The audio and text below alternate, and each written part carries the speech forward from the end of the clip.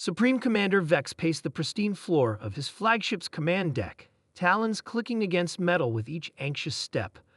The holographic display in the center of the room showed a small blue planet, third from an unremarkable yellow star. "Tell me again why this primitive world refuses to surrender," he hissed at his tactical officer. Officer Murr checked the data reports again, mandibles twitching nervously. "The humans claimed they never received our initial communications, sir. They said we attacked without warning." Preposterous. Vex slammed his armored fist against the console. "We sent the standard declaration of conquest as protocol demands.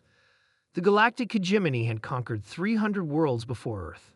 The process was always the same: arrive, declare dominion, accept surrender, and extract resources.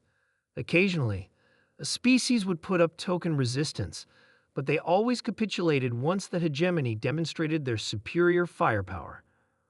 Earth was proving different. Sir, incoming transmission from the human coalition." Vex straightened his ceremonial cape. "Display it." A weathered human face appeared on screen. Admiral Thomas looked tired, but utterly unafraid. "Commander Vex," Thomas said simply, "this is your final opportunity to withdraw your forces from our solar system." Vex let out a barking laugh that echoed through the command deck. "You've lost half your orbital defenses in 3 major cities.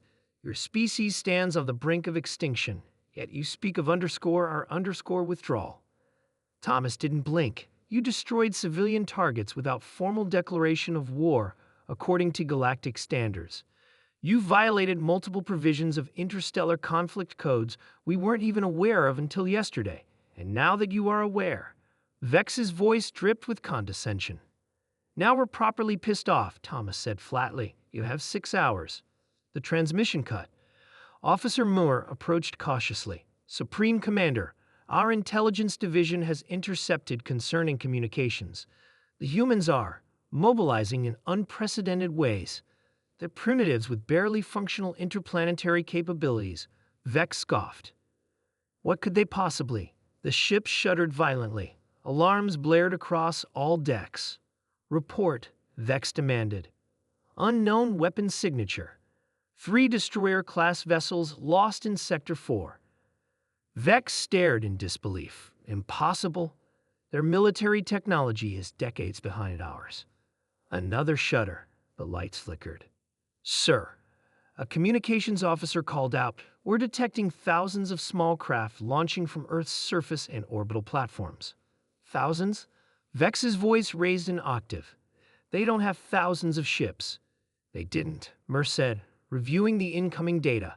"Sir, analysis indicates they've converted civilian vessels, mining equipment, even recreational craft into combat units." Vex watched the tactical display in horror as blue dots swarmed from Earth, heading toward his carefully positioned fleet. "Sir, we're getting reports that the humans have reversed-engineered components from our downed scout ship from last week." "1 week? That's impossible." "Yes, sir. Yet they've done it."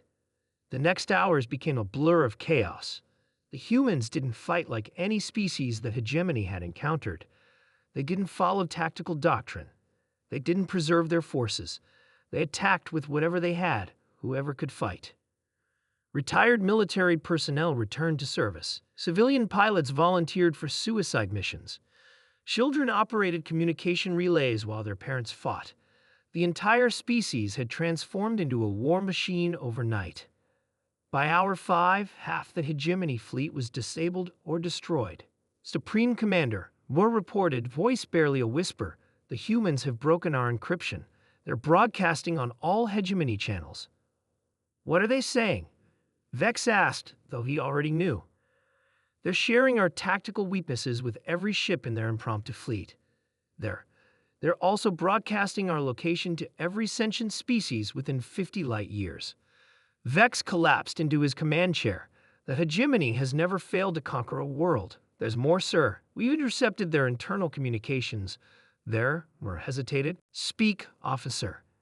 "They're enjoying this. Their soldiers are making jokes while in combat.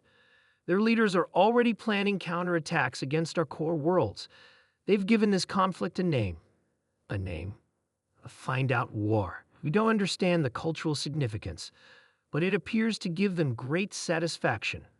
Another violent shudder rocked the ship.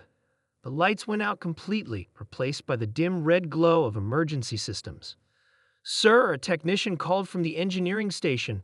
They've somehow infected our systems with self-replicating code. We're losing control of the fleet's automated defenses. In the red-tinged darkness of the failing command deck, Vex made a decision that would forever change his standing in the hegemony. Send the surrender signal. Silence fell across the command deck. Sir, Mur asked carefully. You heard me. We're done here. These humans. Vex shook his head. These humans aren't worth dying over. As the surrender signal transmitted across all frequencies, Vex watched the tactical display. The swarm of blue dots didn't slow their approach. Sir, they're still coming. Vex closed his eyes, opened a direct channel to Admiral Thomas. The human's face appeared again, now sporting what Vex recognized as a human smile. It wasn't a friendly one. You said 6 hours, Vex reminded him. We still have 43 minutes. Thomas nodded. So we do. But you see, Commander, we've learned something important about your species today. And what is that? You only understand strength. So we're going to make absolutely certain that whenever anyone in the galaxy mentions Earth, your warlords will cry themselves to sleep remembering what happened today. Vex understood then why the hegemony's galaxy-wide conquest had never before encountered humans.